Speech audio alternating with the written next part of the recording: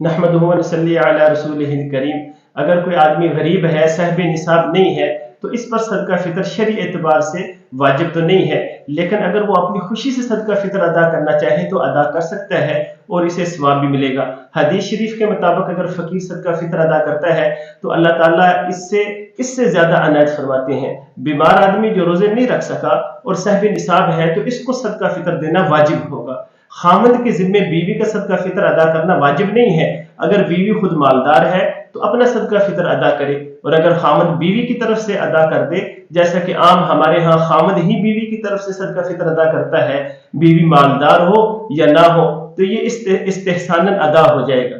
वालिद को नाबालिग औलाद की तरफ से सदका फितर अदा करना वाजिब है, और बालिग औलाद की तरफ से देना ये वाजिब नहीं है। अगर अदा कर दे तो अदा हो जाएगा, जैसा कि हमारे यहाँ बालिग औलाद का सदका फितर भी वालिद अदा करता है। अस्सलामु अलैकुम।